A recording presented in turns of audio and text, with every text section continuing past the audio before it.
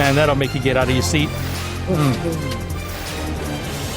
But for now, we sit because you are joining the show that is Pound for Pound, the most power-packed punch in podcast media, where we bring undeniable value that creates a ripple effect of excellence that emanates into your personal, professional, and spiritual life.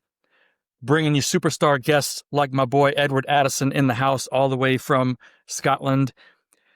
Edward is a friend, a brother in Christ, and also someone who happens to be very good at helping people lose weight, get healthy through a truly holistic, soul-based approach. Right, Edward? How's it going, bro? Hello, my man. Hello. Yeah. Yes. What's going on? Right. That's what I do. Yeah. That's awesome, bro. That's awesome. And I think we're going to get into that, man, because as you said before, the holistic word seems to be some sort of a trigger word, man. It seems to be like people automatically, something is triggered in their mind where they start having certain expectations, or they have this list of things, or they have a picture that comes into their mind. Yeah. You know what, bro? Why don't we start there, man? Because everybody it seems like it's a fad that never goes out of style. Lose weight, get healthy. January 1st comes around every year, and everybody who could care less about their health the day before magically wants to get healthy the next day. So I think there's value, and bro, there's a lot of stuff we're going to get into. I already know it, but I think there's a lot of value in having you share your expertise and what you've learned about holistic health. What does it really mean? Yeah, I think, and thank you very much for having me on today. It's a pleasure. My pleasure, bro. I think that the diet industry has been built on a concept that to achieve a thing, you have to do a new thing. And then you only have to do that new thing until you reach the place that you want to be. And then you return to normal. Oh. The problem is that normal takes you to the place where you want to lose weight. Bro. You're caught in this everlasting cycle of new diet, eat eggs for a week or whatever it might be, and then the weight flies off, and then you go, great, so I've achieved the thing, and the only place left to go back to is normal. So I've helped people discover a new normal in their life. That it's normal to have new behaviors that then will be for the rest of their life. Not when they're with me, not when they're following a diet, but actual fact, just incorporating new habits and behaviors that maximize health and energy and your waistline and things like that. Dude, that is so profound. Like, all right, we can close the show. we can end the show right there. If you take nothing else away, man, that's so true, because I am guilty of thinking that way myself. You know what I'm saying? I think we all are. We've all done that. We all are. Yeah, we all are. Yeah.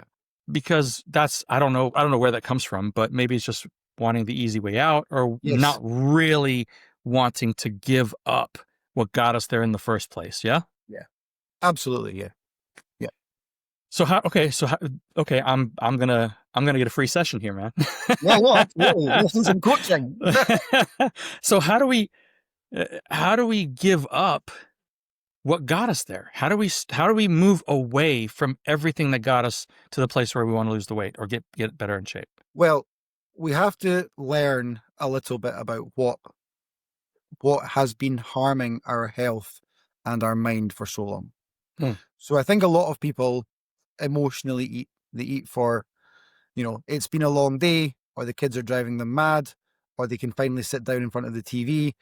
So it's about comfort. It's associated with either comfort or stressful times, or, and I think that they don't realize the harm that some choices make to their health. So for example, when we eat at night, our body wants to consume by day, and nature's intention is to undo what we did that day by night. So you consume some food, it has calories in it. Calories are just energy. And then in an ideal world, you'd finish consuming calories in the evening time. And by the early hours, you would begin, because you've used up all the energy that you've consumed that day, your body would be looking for an energy source, but there's no more consumed calories left. So what it does is it turns to the extra calories that you brought in the past, called fat cells, because when you bring in too much energy, your body stores some for a rainy day because it has to do something with it. So it creates a cell, stores that energy in the cell. So in the evening time, when you've finished using up the consumed calories, your body then switches and starts running on burning fat cells. So it breaks open the fat cell, it releases energy, you stay alive, thankfully, Mhm. and your fat is being burned while you sleep. The problem is that if at 8, 9, 10 p.m. at night, you consume something, then your body is working on those consumed calories and not doing as nature intended. On top of that, the things that we eat in the evening time are, or drink, are sugar. Mm. The body cannot burn fat until it has broken down the sugar that we've consumed. And so if you have some crackers, some potato chips, a sugary drink, a beer, all the things that you can imagine that people eat at night, chocolate, ice cream, candy, all of those things are high in sugar. So just when your body was starting to think about getting into burning fat mode, it now has to start the journey of trying to break down that sugar before it can burn any fat. So we consume by day, and nature wants us to undo by night, but instead we are consuming by day, not undoing by night, because instead we're just spending the night breaking down sugar. Mm. So if you do that over a day or a week or a month or a year or 10 years, and every night when there would have been some fat burned, but instead you're actually gaining because you're never giving your body a chance to undo, you get bigger and bigger and bigger and bigger. That explains where I'm at. It explains where most people are at, really, to be honest. Millions and millions of people in the UK. That's what happens. The day finishes, the work finishes, the kids are in bed, or long day at work, whatever it might be, and you sit down and you go, oh, and it's maybe your favorite TV show. Every time Mm. it finishes, you click on the kettle, and in this country, a cup of tea, chocolate biscuits. But whatever it might be, most of us come evening time, between our evening meal finishing and bed, if we were to stop having any calories then, immediately you'd lose 20 pounds in a month. No way. More. Hmm. Okay. So I've written a few questions down already as you were speaking. No, dude, this, like I said, this is, bro, if you do not have your health, you will not have anything else. Yeah. You'll be Yeah. 6 feet under. You know what I Yeah. mean? Yeah. Like, so this is I would argue, the first part of anybody becoming undeniable in their lives Yeah. is to be healthy. I mean, I'm sorry, that's the pillar, that's the foundation, you know? So, okay, so what time should we stop eating in the evening? Is there a specific time? Does it There's matter? not a specific time, but if it was to be 7 p.m., 6, 7, 8 p.m., something like that. Now, there's reality gets involved. You have work, it might run late, traffic, feeding the kids before you get your own meal.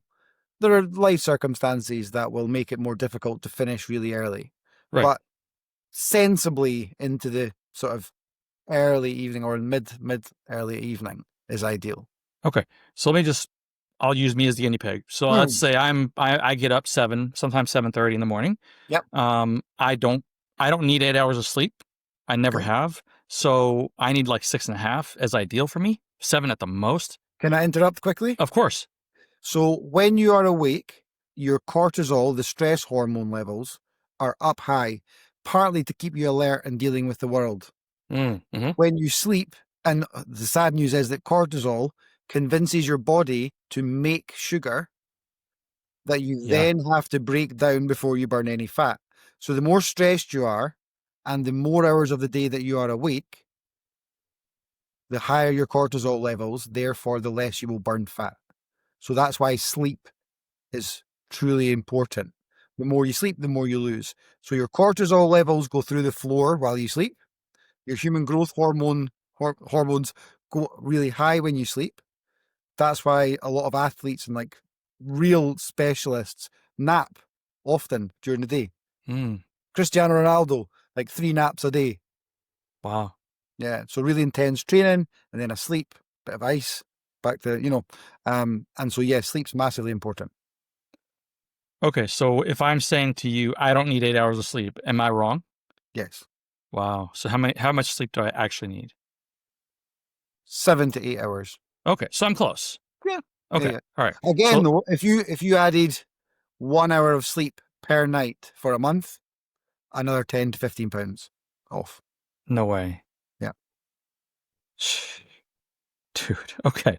So let's say I get up at 7.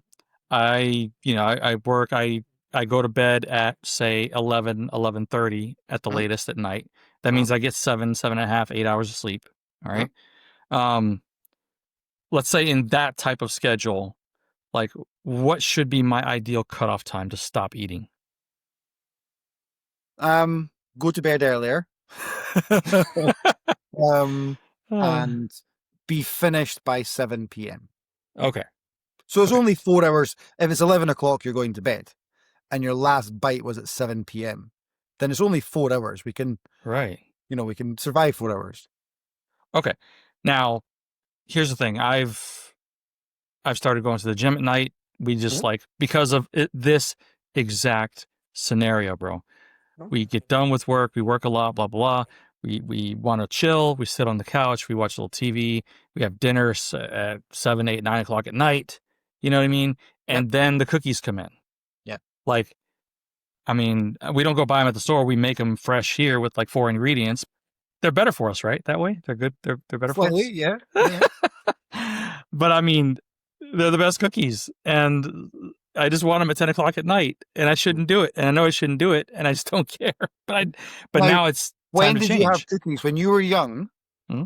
did you eat cookies when you were a child? Oh, I'm sure I did. Yeah, 100%. Would they be associated with either mom time or nice time or fun time? Bro, I can't remember, to be honest with you. I had a Probably cookies yeah. have that association anyway, Hmm. generally. Sort of Sure. nice time. And so there's a comfort Hmm. in cookies. Yeah, man. There's a mental comfort, Yeah. And right? it's the mental side of things is the biggest part of the weight loss journey or the health journey, actually. Yeah, exactly. Yeah. Exactly. So so one last question, I'll move on. But No, okay, so yeah, so we decided that we now I got to you guys have to understand, my wife, not a gym person. She's just not a gym person. I'm a gym rat. I want to go. I want to do my thing. okay. She's not. But we've both gotten to this place where we need to, trim down, lose weight, blah blah blah. So she had this idea, and honestly, I think it's a good one, that we go to the gym at night. So at 8 o'clock, 8:30, we go to the gym and we work out Awesome. no more than an hour, and then we go home. We live like a minute and a half from the gym. So my new thing is, okay, well, I digest very slow, man. I can tell, I'm gonna eat at Yeah. 5:30 Yeah. at the latest, and that's it, and I'm done. Can I offer So you some advice? 100%. On gym days, Yeah. big lunch, Yes. Yes. snack like evening meal. Get to the gym, kill yourself in the gym, home. Now, Epsom salt bath. Do you guys have Epsom salts? Huh? Pure magnesium, fantastic for muscles, Mhm. helps with sleep, really fantastic. And then into bed. Nothing after the gym. Yeah, exactly. Exactly. So we were replacing sitting our butts on the couch and cookies with going to the gym. Yeah. So if you think about it, if you've had your main meal at lunch, so you're the biggest amount of calories, then you're up and around in the afternoon. Even if you're at a desk, you're still moving around the house or you're at work, So you're Mhm. kind of upright and active for the rest of the day, and then a small snack a couple of hours before the gym, Mhm. and then the gym. So your body has been working on your consumed calories from lunch, the main body of consumed calories for the day, from lunchtime Mhm. up until the evening meal, and then you're just topping them up a little bit with a bit of a snack before the gym. Mhm. So by the time you hit the gym and expound a lot of energy, you will have used up all the consumed calories for the day by the time you get home from the gym. Which Mhm. means if you stay strong and get to bed, your body's in fat burning mode pretty much from the time you get home from the gym till the next time you consume a calorie the next day. So you're Yeah. running purely on burning fat every hour that goes by, every minute that goes by. Yeah. So you could shred weight off you that way. That's dope. I love it. I love it. So cortisol, I know cortisol, man, because I'm a former personal trainer many years ago, and I've in the health and wellness space for a long time, Mhm. but I just don't recall, and I don't know what's changed, if anything has, but like what what can people take to break down cortisol? It's a difficult one. I mean, Himalayan pink salt does some Mm, work on reducing cortisol. It's more for me. I'm a therapist by trade, and so for me, it's more the mental work that you do yeah. so that cortisol doesn't spike as high. Okay. So So, it's not a consumed thing. It's more a how you live your life. Don't be right. lost in emotions. Don't be lost in the emotions of the day. Be organized so that you know your day is more predictable and less likely to throw you off emotionally. There's lots of things that you can do. So it is the stress hormone essentially, as it's been named, Yeah, right? yeah. Okay. All right. So I guess I'll be okay because I actually love what I do now. Yes. And I have a phenomenal wife. I don't have any drama at the house. You know what I mean? Mhm. Our lives are very chill and very cool, which is great. I'm sure there's some stress I have, but it sounds like going to the gym at night is a smart move because, the cortisol will be less likely to creep in after that. Mhm. Sounds like. And a lot of people who you'll find that if they were very anxious, an anxious person, go and work out at the gym until you cannot lift your arms and your legs. It's really hard to be anxious when you're absolutely physically exhausted. Yes. So the good night's sleep is because you've tired yourself out, but also because you've actually worked out that cortisol from your system. Got it. Okay. That's awesome. Oh, so is there anything that actually, uh, yeah, is there anything else that I mean, that would help mitigate the cortisol at all? Is there any supplements? I mean, I'm sure there's stuff out there that Not says it does it. No, I'm not really one for supplements where it's avoidable. Yeah. Yeah. I understand that. So yeah. Okay. So, Sodium. But do you guys get Himalayan pink salt? oh yeah. Yeah. Yeah. We have some Yeah. thing. Yeah. Yeah, in the bath as well. Even a mug of Epsom salt and a mug of Himalayan pink salt, both in the bath, and have a 20-minute soak after Hmm. the gym. Muscle recovery, sleep, your sodium levels will be depleted from the activity in the gym. Beautiful recovery, and also it stops water retention. Like I say, it improves sleep, and speeds up weight loss. Hmm. That's awesome. Okay. So here's the big question. So, and I think we might have covered some of it, but how do people remove the sugar cravings at night? Let's say they're not going to the gym at 8 o'clock at night. Too tired. Whatever. I mean, what can they do? Because that's big, man. Yeah, That is a killer. it's well. This is maybe hyperbole by me, but if it was heroin, Yes. Yeah. what would you do to reduce heroin cravings? I mean, you Stop, probably shoot up. stop taking heroin. You probably shoot up. Yeah, exactly. So the problem is that sugar is one of the most addictive substances in the world. Amen. So what we do is, if you imagine like a heart monitor that goes up and down and up and down, often we wake in the morning, and if we're being healthy, it's orange juice or it's a coffee with sugar and milk in it. And then so our blood sugars go through the roof. Mid morning, they crash. I need a little something to keep me going. If we're being healthy, it could be fruit. But again, blood sugars through the Yeah. roof. Lunchtime, they crash. Mid afternoon, we spike them. Evening, they crash. Evening meal, then halfway through the evening. So all day long, blood sugars up and down and up and down and up and down. Reduce the sugar intake across the day. Yeah. That's it. Yeah, Just make healthier choices. I mean, yeah, yeah, yeah. Oh yeah, you don't feed the addiction. yes. So Yeah. I know a lot of people who will go out on a Saturday night, drink a lot of alcohol, Mm-hmm. and they will, all the sugar that's in the alcohol. So they're piling sugar, piling sugar, piling sugar.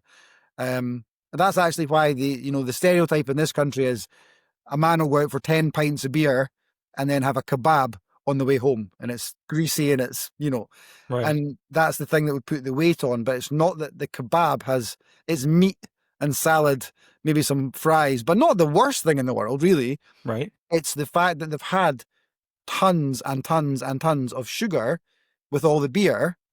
So their body's so rammed with sugar, there's no chance of it breaking down any fat, anything else. It's a fat storing machine because of all the sugar you've consumed.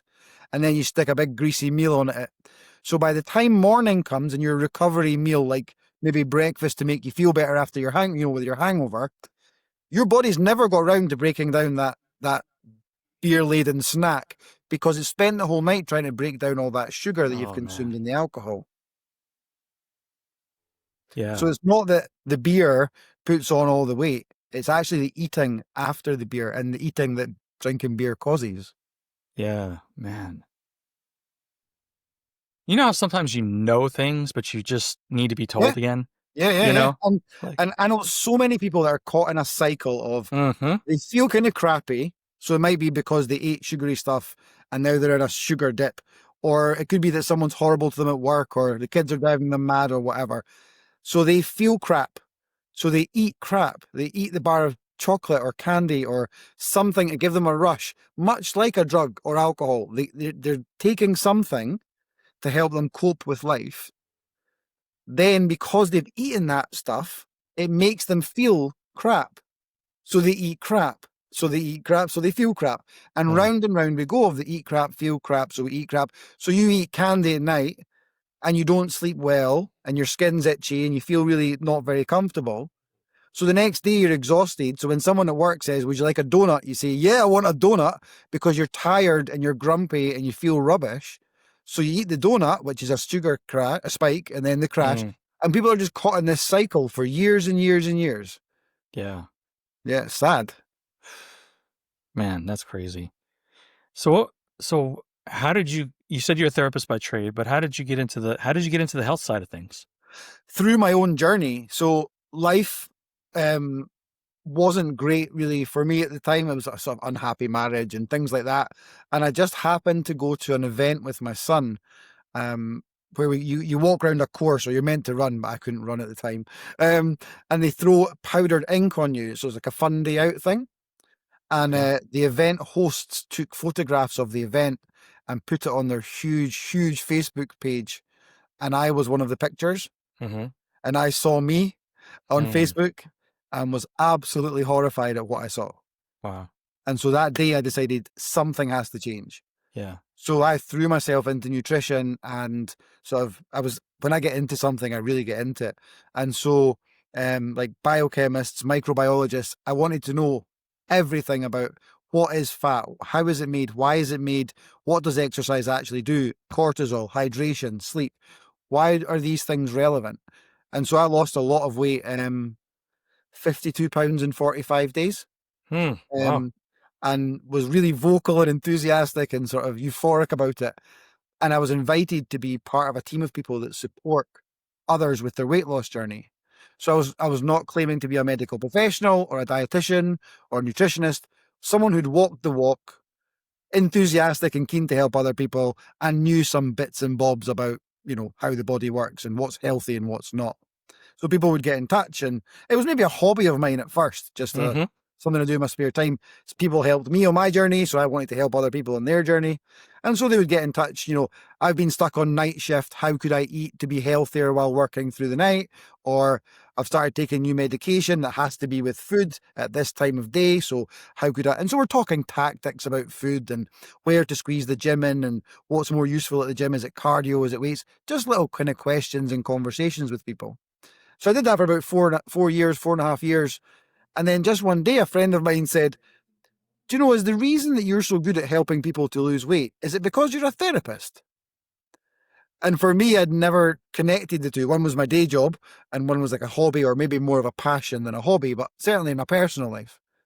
And it was like a penny dropped, because yes, we mostly know what healthy food is. You can say, a chicken salad or a deep fried pizza with, Right. grease, and you could roughly more or less identify what's healthy and what's not food. That's not the hard bit. We know that veggies and natural foods and clean foods are better for you than takeaways and chocolate, for example. That's not really the hard bit. The hard bit is prioritizing your own needs and not just running around for everyone else all the time, and spending the time to look after yourself. The hard bit is sleeping well enough that you can resist temptation when there's a bake sale at work the next day. Right. It's actually recognizing that you are worthy of some time, energy, and love, and that you've been neglecting yourself for years and years and years. And, I often make the analogy with a car. I say, if you own a car and you don't clean it on the inside and you don't clean it on the outside and you don't check the tires and you don't check the oil and you don't get it serviced, do you have any expectation of it running well or looking good? No way. Of course. Yeah. So your body is the same, exactly the same. If you don't give it any time, attention, or love, it will not look good or run particularly well. That is a very factful analogy. That's I hope people hear that and look at themselves now. And we've all run the experiment of being our biggest critic.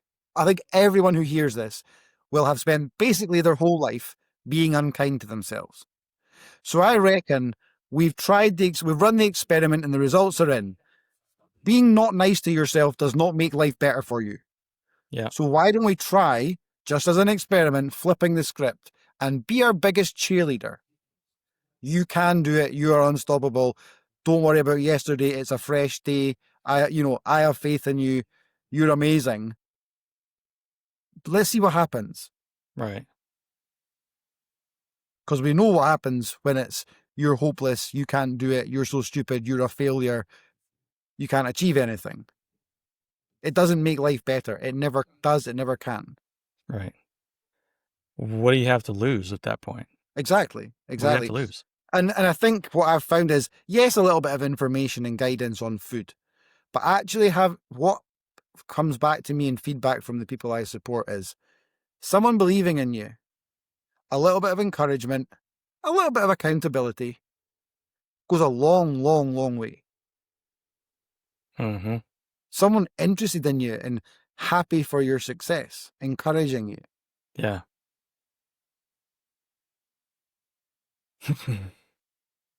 Wow. It's if we think about it, it can be it's really hard, but it's seems to me from what I'm hearing is that it can really be simple. Yeah. Not always easy, but simple. No, easy. No. So here's what I say to people, and it can be really, really complicated if you want it to be. You can dive in as much as you want to be. Don't eat any calories too early in the morning. Don't eat or drink any calories too late at night. Don't overeat and don't eat too much sugar. That's it. So did what, I know you had a pretty traumatic childhood. Mm.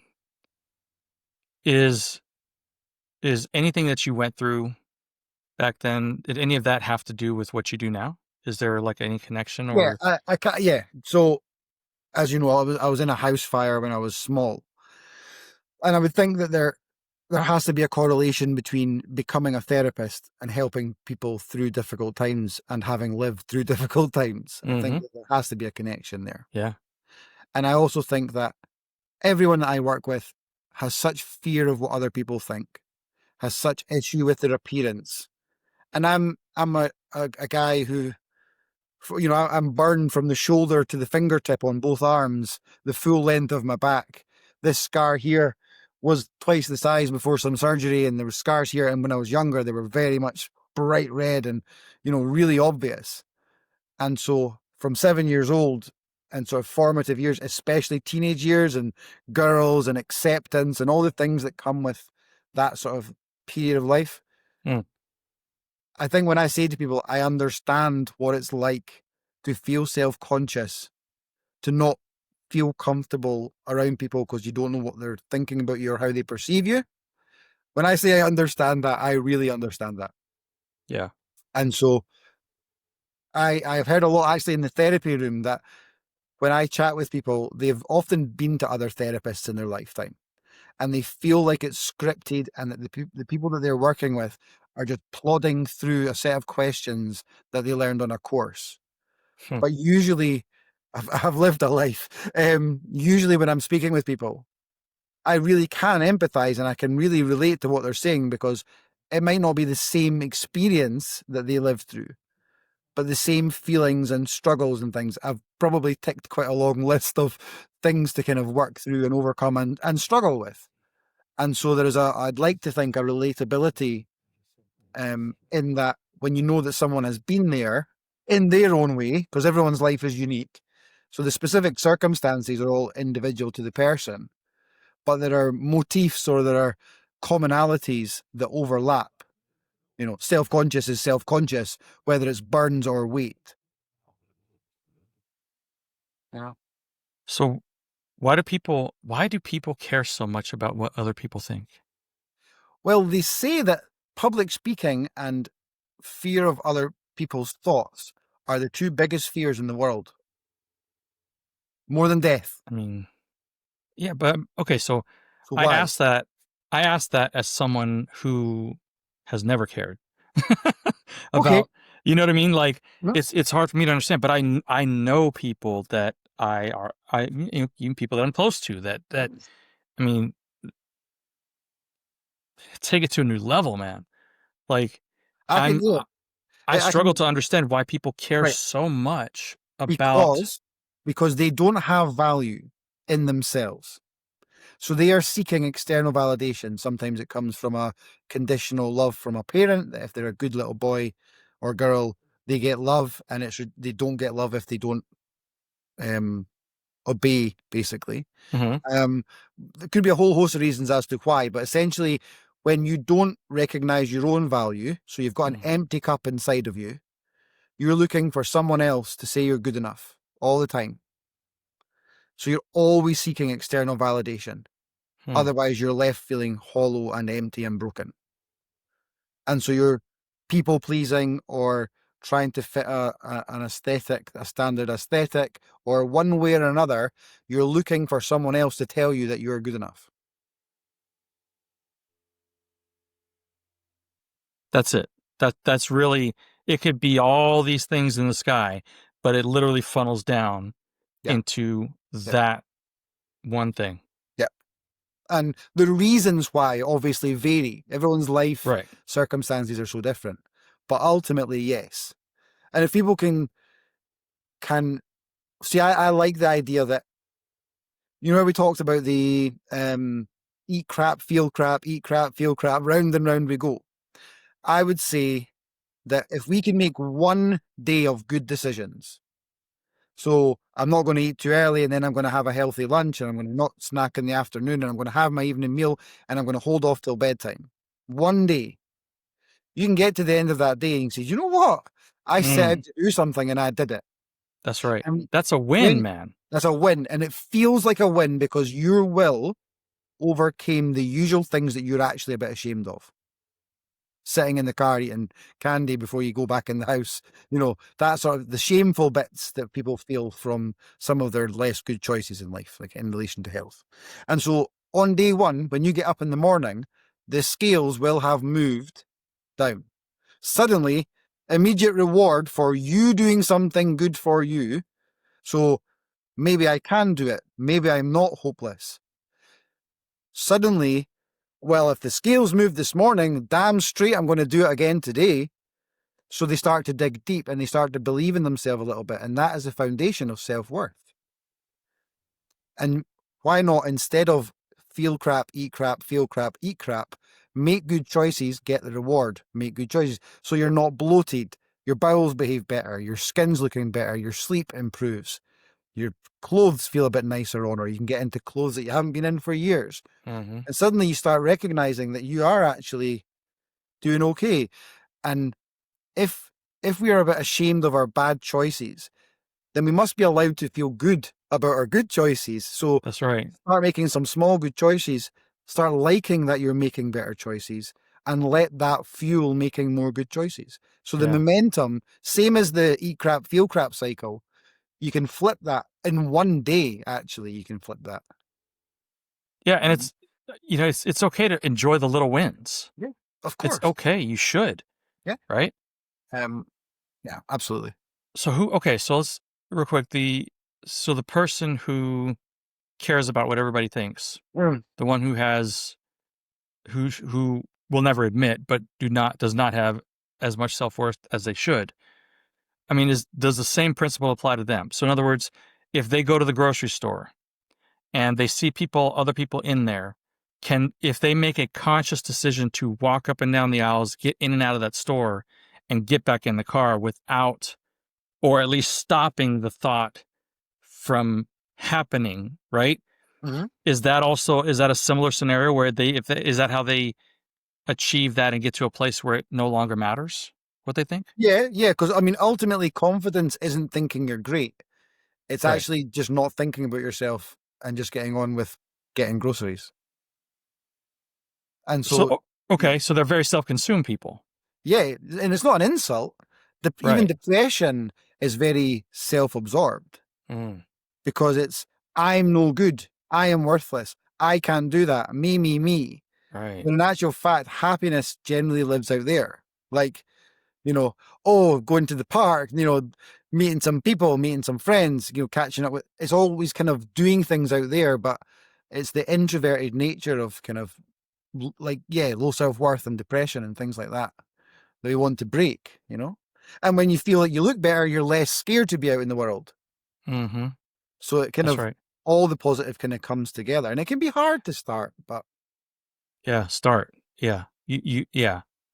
And that's the whole thing. It's like you just have to get to a place, my humble opinion is that you, some people like me a lot of times, I have to get to this wall where your wall was seeing that picture on Facebook, yeah.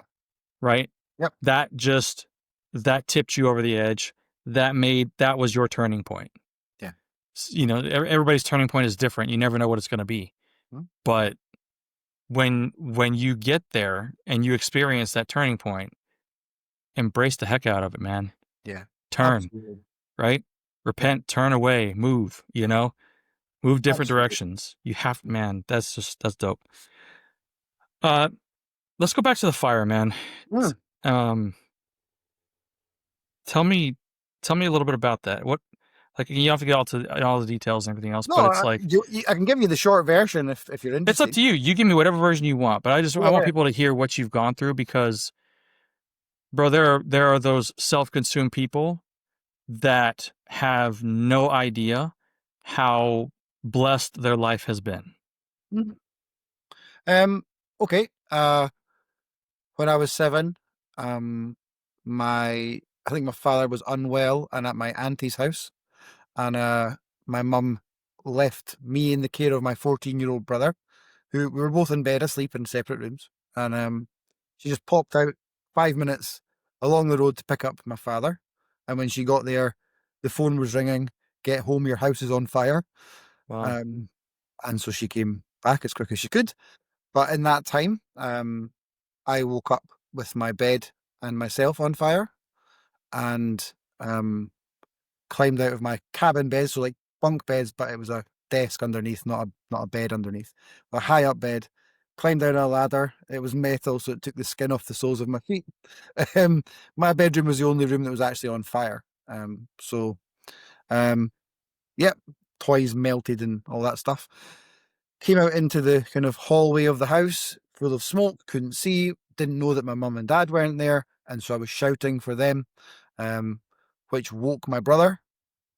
He then became aware of what was happening, saw me on fire, took me into his room, took off my pajamas, um, because there was plastic on them, took the back of the skin, the full length of my back, ripped off the skin the length of my back, um, but did what he thought was best, and I was on fire. Um, Yeah. and then we spoke for a minute or two, and then he carried me out. Um, and then I remember being fine, and I wasn't fine, but I thought I was fine immediately afterwards, and sitting in the neighbour's house and consoling my mum and telling her not to worry, I'm absolutely fine. I'm no problems. I'm absolutely okay. Mm, And the ambulance guys were dipping bandages in water and wrapping them round all of my limbs. And then I just got worse and worse and worse. So I got into the ambulance conscious and got to hospital, and he thought I was done, dead. mm. Like, piece of bacon, really just no hair, completely burned, face completely burned, intensive care. So I was at the ICU. And then they thought my parents were told to prepare for the worst. Hmm. That if I survived 3 days, that I probably would survive, but lose my arms.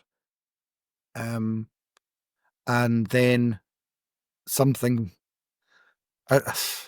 maybe God intervened. And then overnight, I went into a position where I was safe and no longer in danger. And then sort of the long road to recovery and surgeries and skin grafts and things like that over the next few years. Um, and yeah, got on with life and tried to ignore the sort of emotional and psychological impact of all that. And, Mm-hmm. just tried to get on with life as normal. It took its toll. And so I had to eventually get to work on me. And I think that's what really took me down the road of kind of where I am now.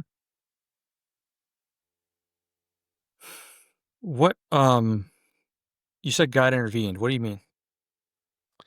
So I wasn't conscious, but I've heard the story more than once. So I was in ICU, lots of machines, attached all over the place, and Yeah. things were really, touch and go. So dangerous. And it was so warm in the ICU. I think they were encouraging skin healing. I'm not sure, but really hot temperatures in there. And so they would take shifts. Like my mum would take a little while, then my dad would take a little while, then a nurse would take a little while, just sitting with me. So my dad was sitting with me, and a doctor came in to check all my machines and just check what was happening. My dad said he was sitting by the bed, beeps, beeps, beep, beep, beep, lots of beeping going on. And then that was all the machines. And then he said it just fell silent. And then he looked up, and the doctor looked up at him. And then what he can only describe like a glass bubble came down out of the ceiling, down over me, the length of the bed, over me, like he says, like a coffin made of the bubbles that you blow, like blowing bubbles like Mm-hmm. that, oily, multicolored kind of Mm-hmm. clear. Came down over me, completely over my body, and then just melted into me and sort of into the bed and me. And then the machine started beeping again. And my dad looked at the doctor, and the doctor said, "Did you see that?" And my dad said, "Mm-hmm." And then the doctor said, "He's going to be okay, isn't he?" My dad said, "Mm-hmm." And then the next morning, the consultants do rounds of all the ICU units every morning to check the notes and see what's happening. And they had to go to the office and check the notes because they thought they had the wrong person's notes, because the person that was in that room, me, had made such a recovery overnight that they didn't recognize it as me in the Hmm. unit. So something happened. Mm. So even Yeah. the doctor knew something happened. He said he saw it. Yeah. I mean, did was it ever spoken about afterwards? I don't know, because I went from ICU into a burns unit into a cubicle Yeah. for months and stuff. So I was so young. I'm not sure whatever happened after that, but it certainly that changed my mum and dad's spiritual path. I'm just wondering if you and your dad had maybe spoken about it afterwards, years after, or what have you. If Yeah, I he mean, had, he didn't speak. I think he spoke to the doctor once again, but it just didn't come up in conversation. wow, didn't come up. That's No. crazy. Yeah, So the he sees the same thing, yeah, and then he tells your dad he's going to be okay, right? Or, yeah, he's going to be okay, isn't he? That's interesting. yeah. I'm surprised that that's all that was said. I You mean, know? it challenges. I mean, we make assumptions, but it may well have Yeah, challenged the doctor's beliefs. I would think so. What did that do for your dad? Um, he gave his life to Jesus Christ that day, Did he? and both my parents were. I'm not sure if they were atheists or agnostics. Religion wasn't in my home growing up. Mm-hmm. Um, but they're now both elders in the Church of Scotland and have been for 20, 30 years. So Wow. they gave their life. They cut a deal. They, they said, save him and we're yours till our dying day. Hmm. I That's don't think you can crazy. barter with God. I think they were just desperate for their son to Of survive. course. Yeah. Absolutely. That's amazing. That And is I amazing. wonder, maybe that's the reason it happened. Hmm. Your Well, sacrifice. Could be. I'm open to that. Wow. Yeah, Most people would get mad at God for that, bro. probably was. I probably somewhere between denying God's existence and hating him at the same time, probably Hmm. for years. I don't think God rewards and punishes in this world quite like that. I think sometimes his best plans for you arrive at your door as your worst nightmare. Hmm.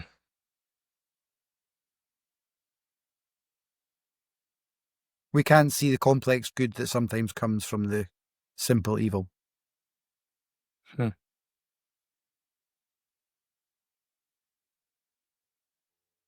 Well, can you imagine if, my parents make soup for 30 elderly people every week, for no money, they just do it because they're, good Christians, I suppose, and not feeling obliged. They do it from the goodness of their heart, and they go out and they sit with them. And my dad's an author, and he goes out and reads to the old ladies that are blind. And Hmm. my dad wrote a poem for he was asked to write a poem for the closing of his church that closed last year, and it was, I think the church is like 400 years old, and he was asked to write a poem that was going into a booklet about the church. And so and there's been many, many, many things that they've done, helping people. We had a Congolese, they adopted a Congolese guy who had escaped the Congo and turned up at church, and then he Hmm. lived with us for a year. And Wow. and so we can't begin to try and unpick why things that sliding doors effect Yeah, of, man. if that hadn't happened, then that wouldn't have happened. And I love my life. I have 5 children and a successful business, and couldn't be happier. I'm really on the path to hopefully doing something for good for a lot of people. And if none of that could have happened unless I was in a fire, I'm glad the fire happened. Wow.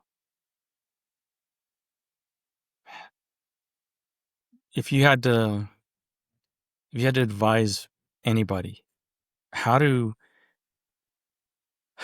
man, I get mad about sometimes I'm getting better. Thank God, I'm getting better.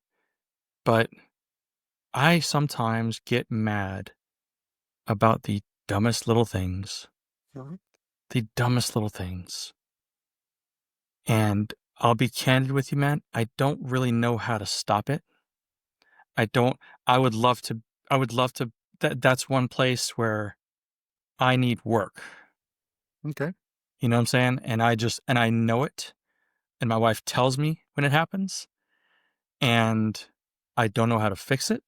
I want to. I don't know how not to get so pissed off about this dumb little guy that I spent all this time on writing an insurance policy that's only going to pay me $100 for Mhm. the year and then 2 days later he says he doesn't want it anymore. Like, and I spent all this time with him, and I get pissed off about that. I should let it roll off my back, and probably, if I'm smart, then I should probably say God removed him from my client base for a reason, Mhm.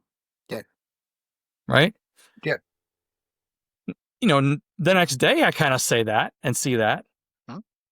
because he's a pain in the ass. You know what I'm saying? Yeah. And I Yeah. know he would have been. So I actually turn that into gratitude and all that. But it's like in the moment, I don't know how to not just get Mhm. pissed. Okay. So let me give you a slight analogy and see if you can see the sort of irony in it. So if you imagine a traffic jam, I guess you guys call it traffic Mm-hmm. jam over the pond as Sure. well. So you imagine a traffic jam, and the guy comes to the point where he has to stop in the traffic jam. And about 10 seconds later, he's jumping out of his car threatening to murder someone because of the traffic jam. Mm-hmm.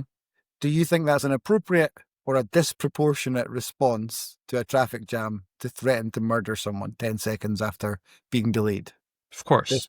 Disproportionate. Disproportionate. Yeah. Yes. So do you think that man is really angry about the traffic jam, or do you think he had anger inside of him already and the traffic jam has just been an outlet for that anger? Yeah. Well, if he went from traffic to murder, that's pretty That's Yeah. a pretty long bridge. You know what I'm saying? Yeah. So I would So, imagine you're right. yeah. So if you experience anger often, and not necessarily murder anger, but No. frustration into anger, we could maybe call it, Right.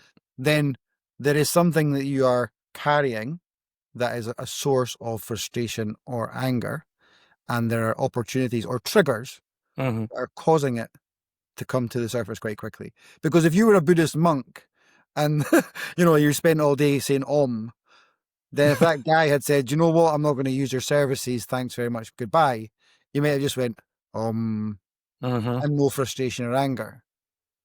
So it's inside of you. And so if it's inside of you, it's been generated from somewhere. So the chances are you're annoyed or frustrated about something. Hmm. Or So were once, and it was born inside of you. yeah. So am I not really pissed about the fact that I spent a good amount of time on this guy only for him to do that? Mildly. Okay. But then, if you had been a different human being, you might have said, "Ah," and that would be the end of it. Mm-hmm. So there is something inside of you. I mean, it's part of who you are. Yeah. But that has generally come from somewhere, probably. Yeah. All right. You will So put it this way: is there anyone that's been either a partner, a sibling, or a parent in your life that's exhibited a lot of frustration or at times anger? oh, my father was a hothead for sure. Right. So it's learned behavior. Mm. That could very well be. Yeah. So we're not getting into therapy here on the air. You can observe your father's behavior, even in memory, that you can observe it in your mind, uh, and you can choose a different path, or you can choose to continue to echo on a behavior. yeah. And so, Same thing. yeah, Same thing on the flip side, right?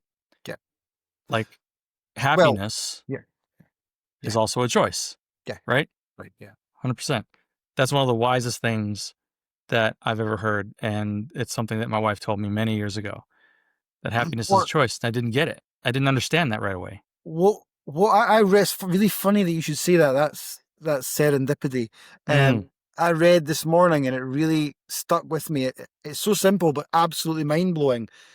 Happiness is a mood. Positivity is a mindset and a choice. Yeah, that makes sense. Yeah.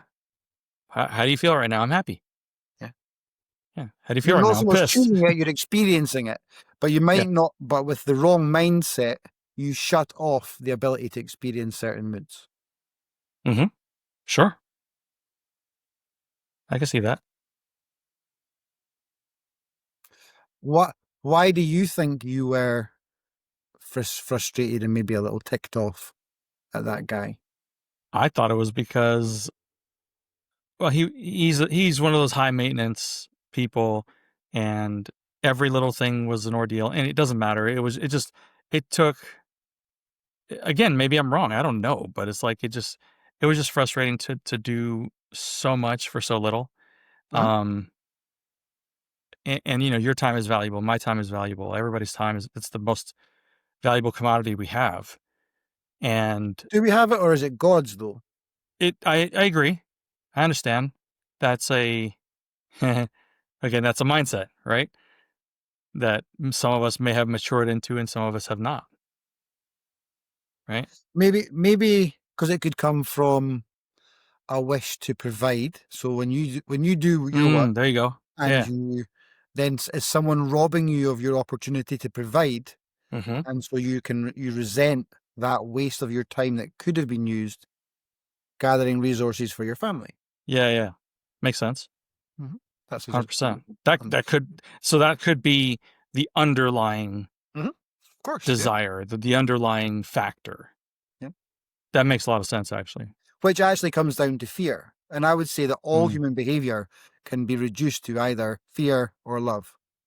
So fear Yeah. in its very broadest sense and love in its very broadest sense. Right. And so I would say anger comes from fear. And fear, I think, tell me if I'm right or wrong, but fear isn't always people. I don't think people understand fear a lot of times. Mhm. You know what I'm saying? Yep. And that's in my opinion. But fear is not you sitting in a corner shaking, waiting for someone to come around the corner. No. That's like extreme Mhm. fear. You know Yeah. what I'm saying? Mhm. I mean, how would you define just regular fear or underlying fear? Well, I mean, when you go back to kind of survival, t- fear would be something that triggers a fight or flight response. Mm-hmm. There you go. And so you're getting angry. Like, I could have been out getting a woolly mammoth. What if my family starve? So I'm Mm-hmm. going to get, there's danger in That's right. missed financial opportunities because there's risk to family. Wow. Yeah, yeah. Yeah, that makes sense. That's great. That's good. What I would advise, and it's easier said than done, but for me, and it's not quite Buddhist detachment, but to try and be the observer of your emotions rather than lost in them Mm. makes life a lot easier and better. So almost, not quite, but almost like saying, "Oh, look, I am angry," rather than at the very tip of it, really like lost in that anger where bad decisions can be made. It's Mm-hmm. more like, "Oh, look, that thing upset me."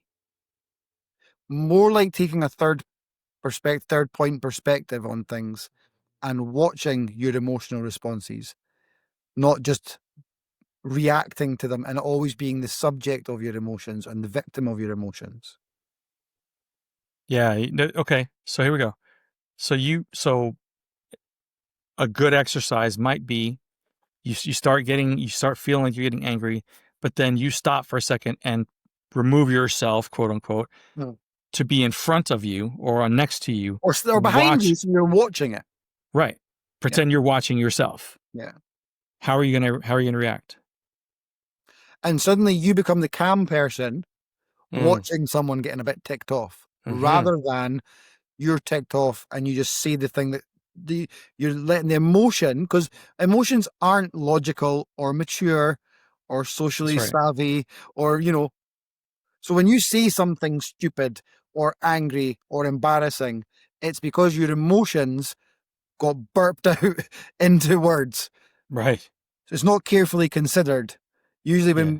when we do something destructive or less than helpful, it's often Yeah. because we've lost control of our emotions, and we say we've lost control of our emotions. That means that they are dictating your behavior. It's not carefully considered behavior.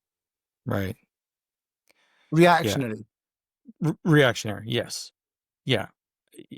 That is. I think the world would be a better place, if you will, if people engaged in that a lot more, if they were more Mhm. proactive and self-aware Uh-huh. of their emotions, whether it doesn't matter feeling the emotion, you know what I mean? Mhm. Oh yeah, The negative emotion, I should say. Yeah. That society would improve overnight. it would, and it's not easy, and we No. all get lost in our emotions.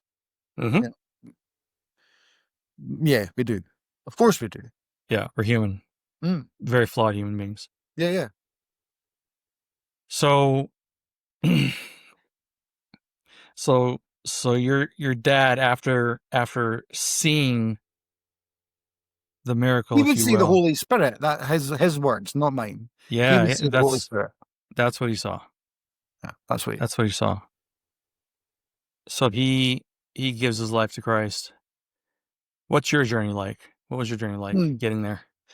Um. So, I always considered myself a truth seeker.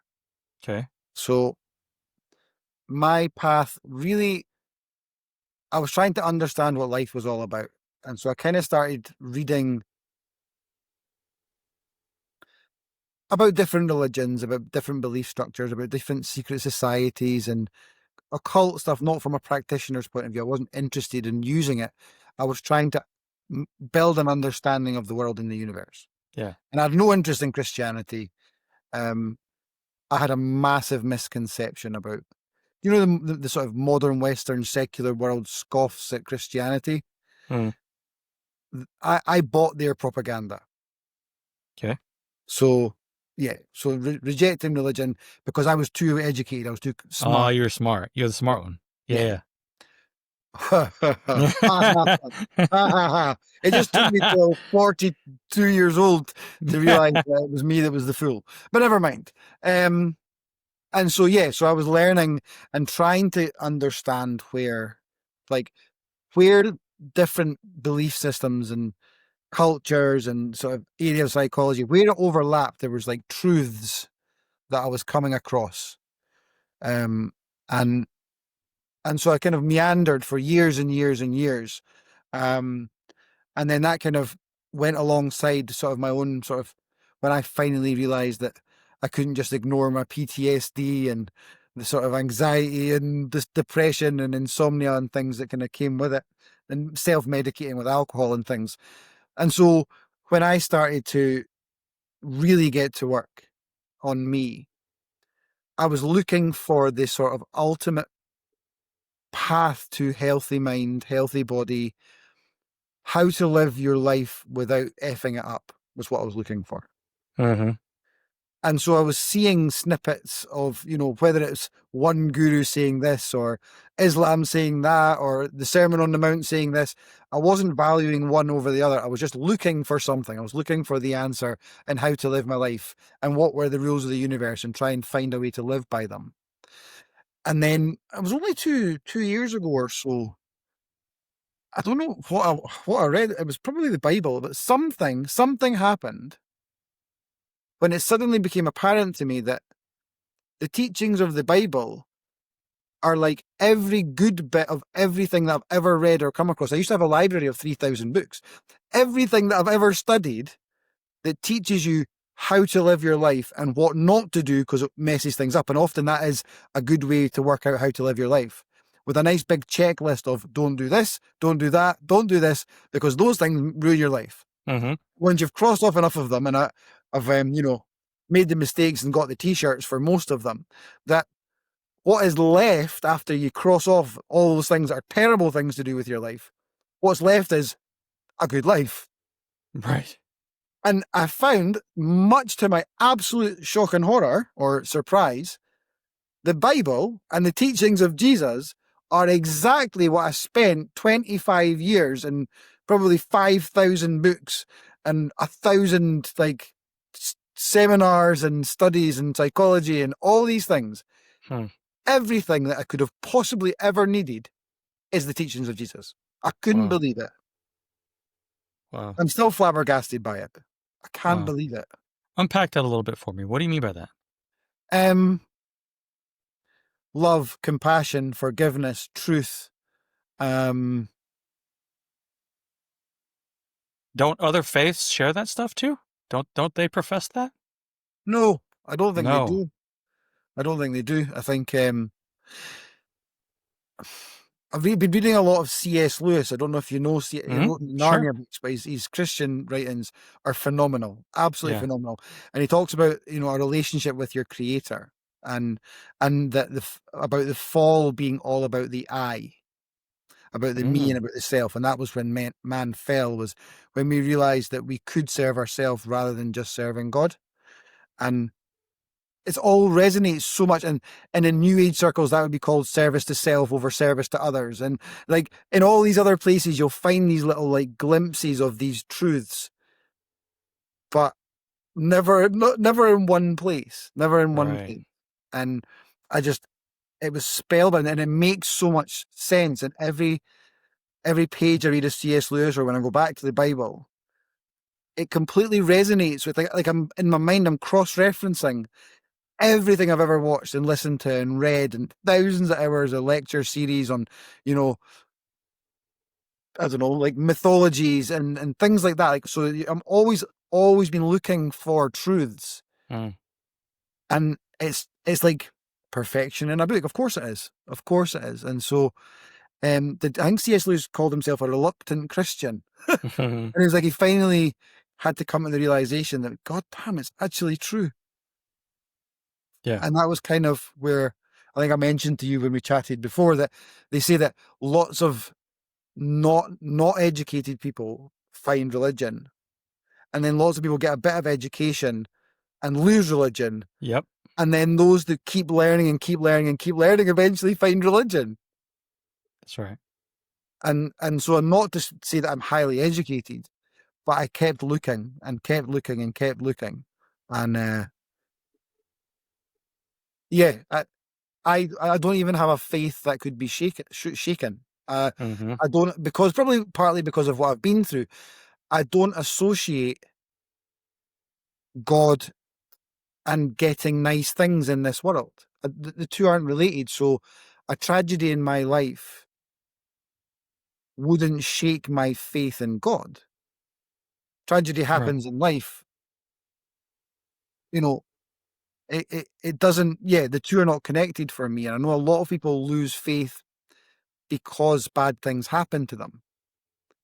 And I just think that we don't understand God's plan. We don't Right. understand, it's, I'm sure that there may be people listening to this that may say, well, you haven't lost a son or a daughter. And I understand that it's really, really difficult. Life can be absolutely awful, Hmm? but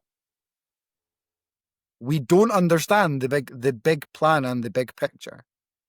And So, yeah, so I have to ask. So, how do people? Okay, you walked right into what I wrote. So, um, funny, right?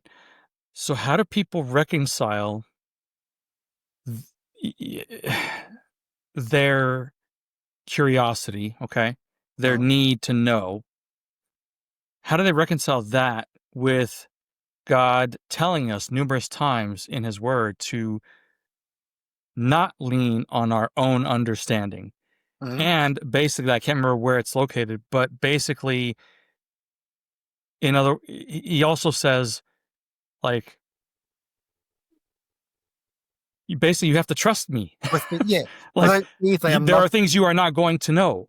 Yeah, There are things you're not going to be about me mainly that you are not going to be able to know or understand in this life. yeah. How do people reconcile that?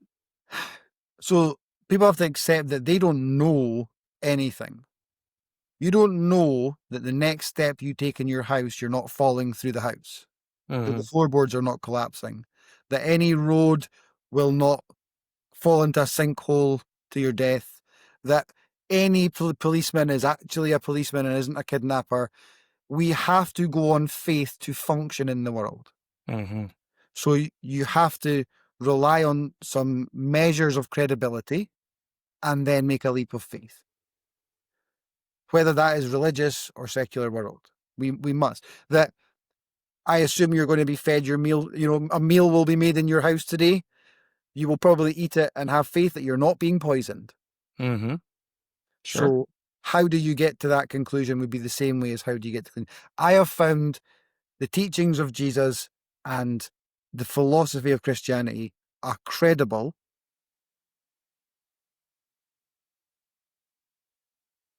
set of content.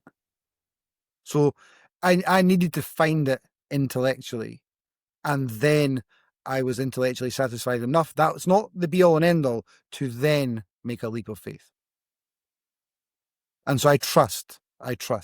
Mm-hmm. When you read teachings that you can cross reference against 5,000 books that you've come across in your life while looking for truth, and holy moly, it's like someone's written a compendium of every wise, best bit of advice you could ever imagine while you've been spending your life looking for the best bits of life advice to live your life by. And Mm-hmm. then someone goes, maybe you should have another look at this book. And you go,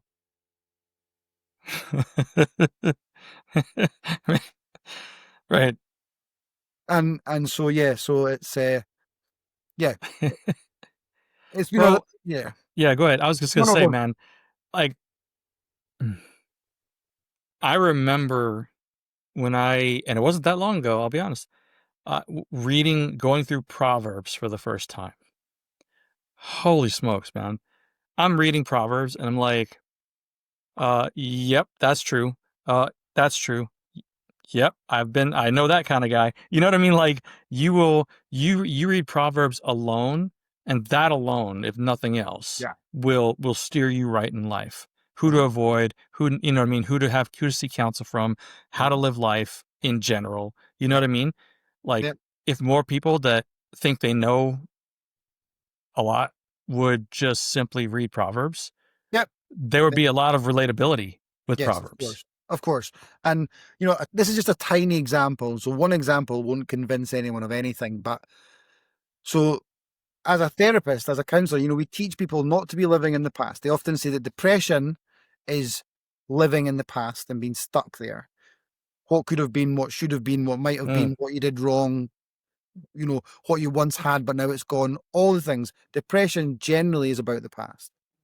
And anxiety is generally about the future. What might happen if that bad thing happens. It's unpredictable and it worries you what might happen. So we teach people, live in the present. All you've got is today. Live right now in the present and make the best choices you can in the right now. Mm-hmm. So then, I think it's in Matthew, Sermon on the Mount. Yesterday is gone forever. Tomorrow's going to look after itself. All you've got is today. That's it. So there's like, I didn't learn it by studying the New Testament. I learned it by various courses and CBT and, mindfulness and, No. being clinical psychology and stuff.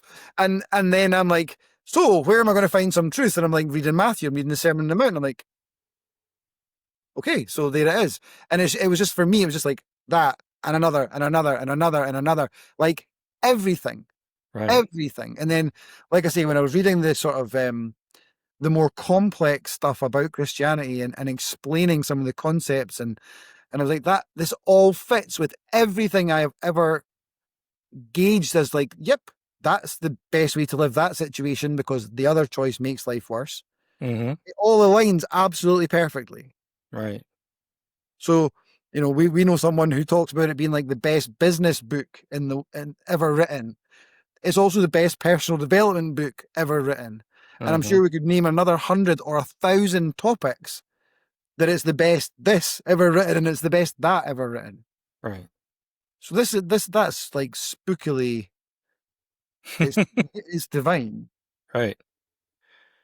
Yes. It just means like it's, bro, I don't know why I do this, but I do. Like I really try to funnel everything. As you can tell, I've done this twice in this call, in the show, but I try to like take all of the stuff that's up here. I don't need all that stuff. How do I funnel it into what it really means, into one little thing? And the truth is, like, the world has, like, what is it? 4,200, 42,000, I don't know, 4,000 religions or something, something like that.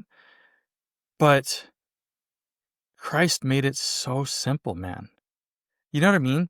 Like, he really made it so simple, because I always go back to, I tell people, I said, look, man, there is no like neighborhoods up there in the sky. You know what I'm saying? Like, there is no, from here, from this part of the sky to here, that's the Hindu god. That's the Hindu god's realm. There's the Islamic god's realm, and then there's this realm. That's not how it works. The nature of God is that there can only be one. Mm-hmm. You know what I mean? Yeah. And if I'm being sensible, or if I'm being curious like you were for the longest time, I'm asking myself, why is it that this Jesus guy is the only one that had the stones to say, I am the way, the truth, and the life, and there's nobody else in any other type of religion who has ever made such a statement? If I see that, maybe I should give that guy a second look. Yeah. Yeah. I mean, the only person ever in the history of mankind to literally be risen, to rise from the dead. And sinless. And you see, right? Like, there are there are indicators there that this could be the one guy. You know what I mean? Like, but people will still, I don't know, dude. It's like, I'm always trying to figure out ways to make things easily digestible for other people. And of course, I'm not going to figure it all out. I don't know. I mean, but why do you, I guess I'm curious as to why you think people just they won't see those obvious truths. And they're searching. Okay. Yeah, they are searching, but people like to rebel, and people are being led astray by him below. And he likes to encourage them to rebel. And one of the things that we rebel most against is institutions, Mm-hmm. especially institutions that can be held to task for real things that it's done wrong. Not because it doesn't carry truth with it, but because it's been used perhaps as a political weapon, or because there's been flawed people within it that are being hypocrites. So they have tainted and made it easy to be scathing about Christianity. Right. You know, go around burning witches, and it seems like maybe they weren't witches after all, or at least a lot of them perhaps weren't. Maybe there was misogyny, maybe there was, wisdom that they didn't want to be shared among the general public. So, there was persecution, and there's been persecution loads of places. But there hasn't really been an institution that wielded any power that didn't abuse it That's and right. kill people. And That's so right. it's not because of the teachings of Christ that That's true. Christianity has bad things against its name. It's because individuals are flawed, and it tends to be that absolute power corrupts absolutely. Yeah, man. When you put someone in charge of an army, just because it's got God in big writing on its banner, they're still flawed humans that still seek power, that still want to dominate. They just their damage is magnified because they have more power. Mm-hmm. So I don't think trying to cite some of the things that are associated with the Christianity, Right. Christian church. Yeah. That's not Yeah. the same thing as the teachings of Jesus Christ. They're That's not right. the same thing. That's right. People hold God accountable for human actions Yeah, all and the time. yeah, and I'm not I don't understand that either. I'm absolutely. having And someone may be abused by a pastor or a priest or someone, right. Sure. and stop believing in God. And I would say, but don't hold God responsible for the evil actions of a human being. Right. And I understand that the whole debate of why does God let bad Good things happen things to good happen. people. Bad things happen to good I people. Yeah. understand there's a whole big other conversation there. Yeah. Yeah. But quite simply, it has been the experience of I met hypocrites in the church, Yeah.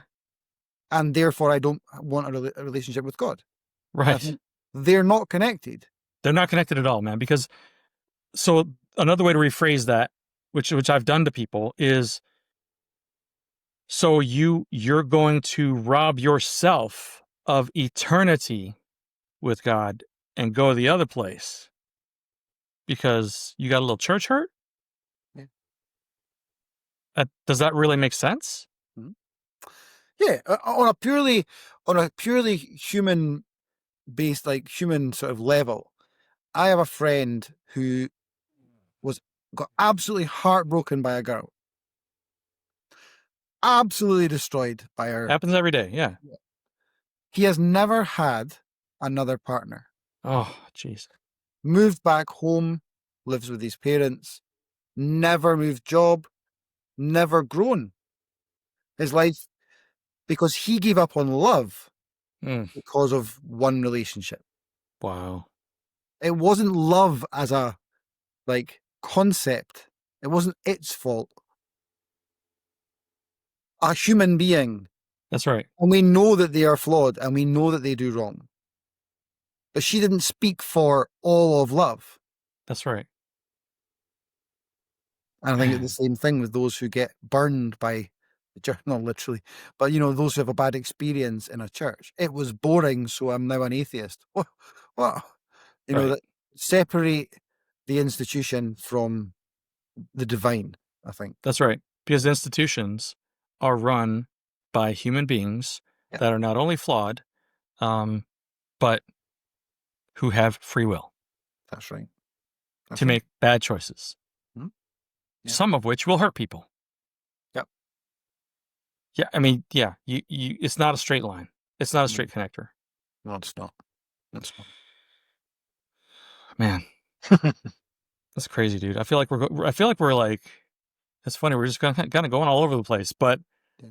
I love it. I think it's great. I just think there's just a lot of things that people can take away from this stuff. But so I think we were talking about your journey and we got sidetracked a little bit. Did we? Yeah. Yeah. How did you end up coming to your decision My decision. to follow Christ? Um.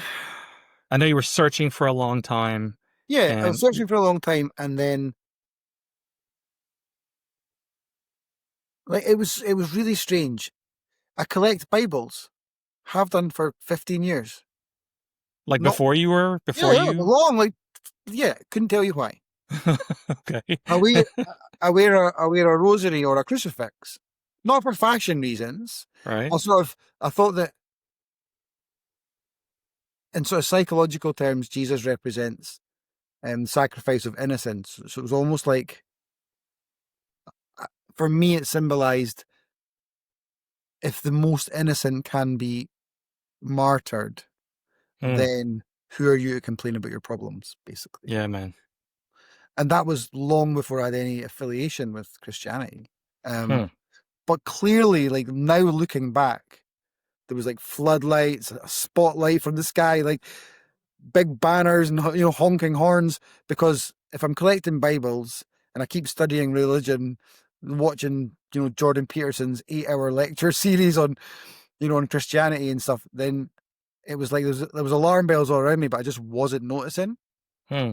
Um, and I think it was maybe reading one of C.S. Lewis's books where it made sense, the most sense that anything I'd ever read, beyond just a compelling argument or um. And I think that night, because I read in bed, that night I prayed and gave my life to Jesus Christ, Hmm. and it felt absolutely right. Nothing. I can't believe it. I still can't believe it, but it's just absolutely right. Hmm. So, all right. So I'm curious about your, like, you said you were searching, you were reading, you were immersed in basically all things religion, universe, blah blah. I'm sure you came across a bunch of new age, Mm, new thought kind of lots. stuff as well. Yeah. Um, like, so in do you looking back, do you consider that what you were seeking? Yes, you were on a long journey seeking many years. But are there any times that you could say that I was seeking, yes, but literally I look back on it now and I was like, man, God was steering you. Yeah. Well, I mean, I basically tried to drink myself to death. So, um, yeah, I was, Why? What happened? I was in a very, I was in a very unhappy relationship. Okay. Um, and didn't know who I was, didn't know my function in the world, didn't know my place or my direction. Didn't have any control in my life whatsoever. Hmm. And so, um, and so the bot, pretty much the bottom of the barrel. Um, and then I don't know. I don't know. I found fasting Okay. when I saw the picture of myself overweight and out of control and not looking good, and I stumbled across fasting and did some crazy ass long ass fasting, and that changed my life. And then you found out it was biblical. And then I found out it was biblical. That's exactly correct. Wow. That's amazing, dude. That's great. Mm. It's I mean,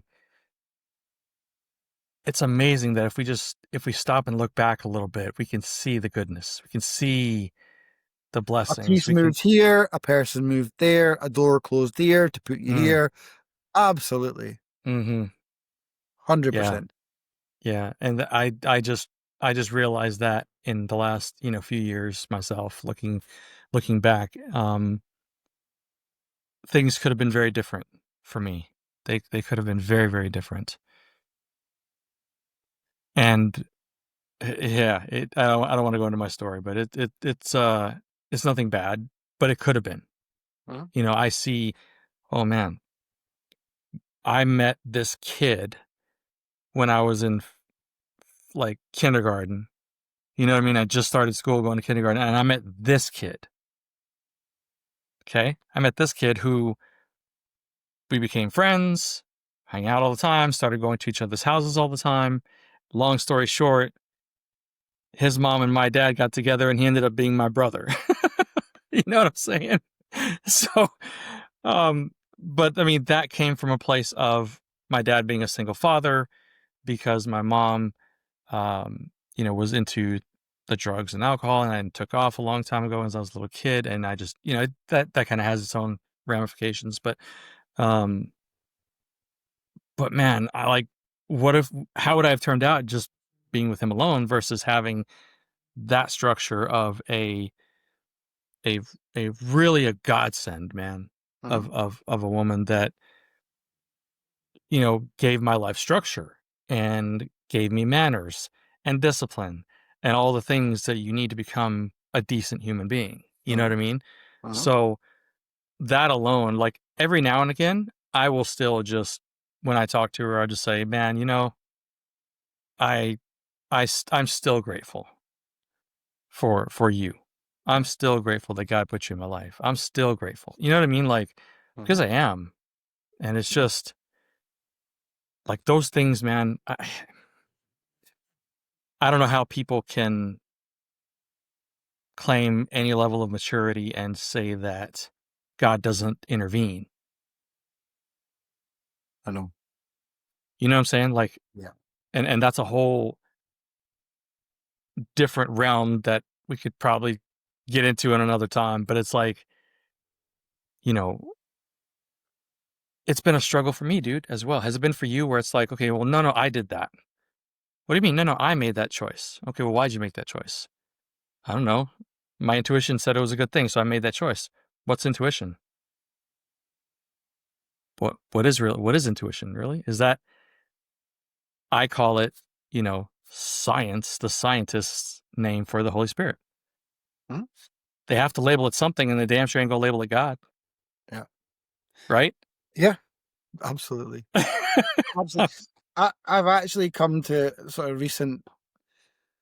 There's probably a slight leap of faith in it, but I have come to believe that basically that little cartoon devil and little angel on your Mm-hmm. shoulders, Yeah. one's whispering and one's whispering, Yep.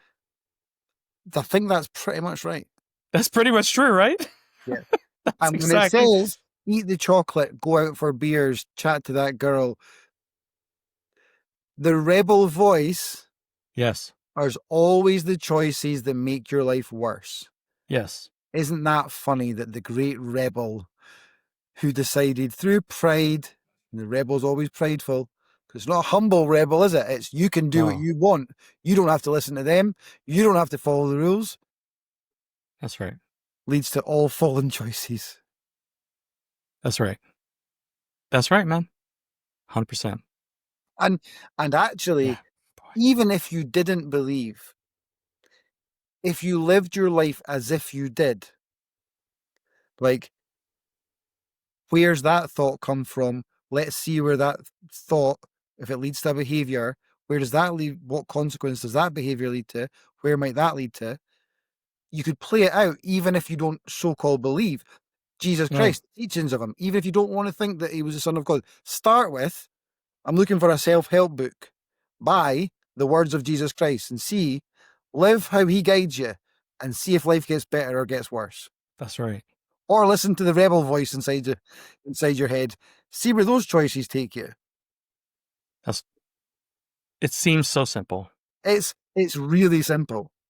It seems so simple. Yet we've all getting to this place where we're talking about simplicity, we've all listened to the wrong voice. Yeah, We've all 100%. listened to the wrong voice. Thank God we've lived to tell about it. Absolutely. Absolutely. And I thank you, my brother, for spending this time with me today. Pleasure. I've loved it. I believe this is one of the best shows I've ever done, and I thank you for your candor, for your soul, for your experience, and bro, I just thank you for the value you've provided here, man. I know people are going to don't just listen to this, people, apply it. Do something with it for the love of God. Edward, thanks again, my brother. I really appreciate you. So much, we will do this again. You're welcome back anytime. Thank you. I would love to be back on. Awesome. Thanks again, bro. Thank you. Bye-bye.